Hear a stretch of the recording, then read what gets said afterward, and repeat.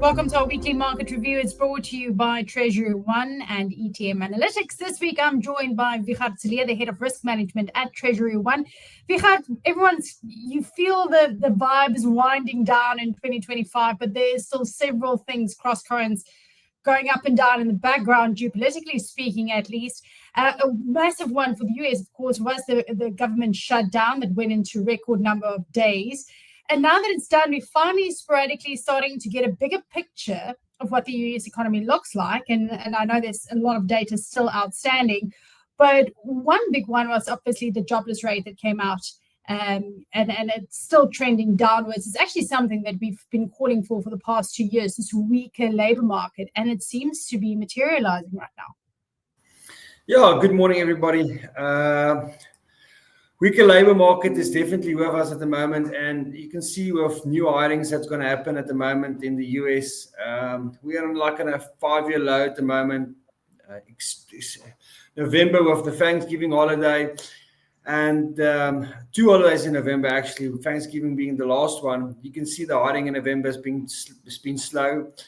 We, like Ilse Marie said, we've been watching the job market for a while now, and we've all will know we've been calling it lower, and it's a problem for the Fed and what they need to do about the jobs opening and unemployment that's kicking up. So yeah, we're just seeing the trend. The trend is just accelerating.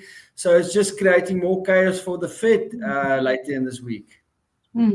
Yes, because obviously this puts the Fed between a rock and a hard place, right? Because you have a weakening labor market. Inflation remains kind of sticky, at least above its 2% target the Fed has. But they're being pushed into a space where, as the market shows right now, a price cut for this week's Fed meeting, the last one for the year, is all but priced in. Yeah, definitely at the moment, the market is almost fully discounted. It's if you look at this graph, you'll see it's 96% discounted. So that's all but done, that they're going to cut by 25 basis points this week, putting the Fed back at the 375 range. But like I said, inflation is still not the 2% target. It is lower.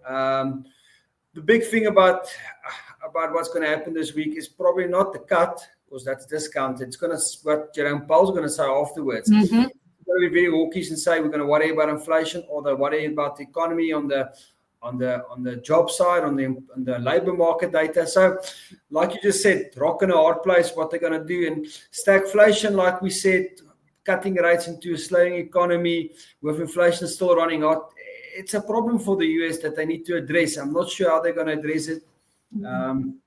And if you look at the equity markets, that's still buoyant. That's still going one way. So there's a lot of lingering stuff behind it. So I think Wednesday will be critical. And I think the most critical part will be what Jerome Powell says afterwards. So we'll definitely keep that in the back of our minds. Yeah, because one of the factors that we are watching for is the last meeting. They said they're ending quantitative tightening, which they have. But it's going to be interesting to see, because if this continues or accelerates in any way, shape, or form, whether it be through an equity market correction or the labor market continues to trend downward, who knows? There could be another flip again to some form of QE in 2026. But because this price cut is so well priced in, I'm assuming markets will be muted, the reaction to the announcement, which makes for the Rand to have a smoother week, I think, this week. Yeah, so the Rand's it's had a good run. Moody's kept our credit rating where it was. There were some market speculators that were expecting it with the S&P upgrading us, maybe Moody's will upgrade as well, but they're still cautious. They're saying there is green shoots, but yeah, commodity prices that still rampant, still supports the Rand. High interest rates still supports the Rand. So all those factors still supports the Rand at this stage. Although we said Rand tad weaker this morning, we're still well below the 17, just below the 17 at the moment.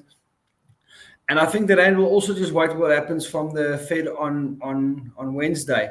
We've had a good run on the currency. And like I said, the commodity prices that's up is helping the Rand, but that's not helping the inflation in the US, because all of a sudden, their input cost becomes a lot more expensive. So Jerome Powell, like I said, will be important for the rand. But for now, we still think the rand's happy here between the 16.85, 17.25 type of range for now.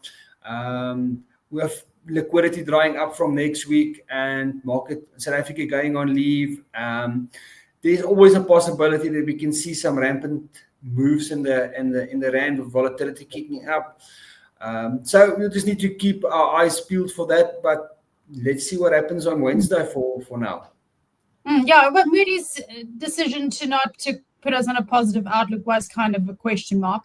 I mean, I understand that there's not a lot of structural changes, but there has been significant positive moves in recent months, including the positive sentiment around the MTBBS. We saw we exited the grey list, for example. So there are definitely some positives to note. So Moody's decision, which has always been the more softer one towards South Africa in the past when it comes to credit ratings agencies. So their move was a bit strange, but it doesn't seem like markets seem to have cared too much. So all in all, South Africa is still in a good position as we enter the festive season, as Wichard said, but still a lot of cross currents happening towards the end of 2025. So I think we're gearing up for a big 2026. But Wichard, we'll chat again soon. Thank you so much for your insights. Thank you.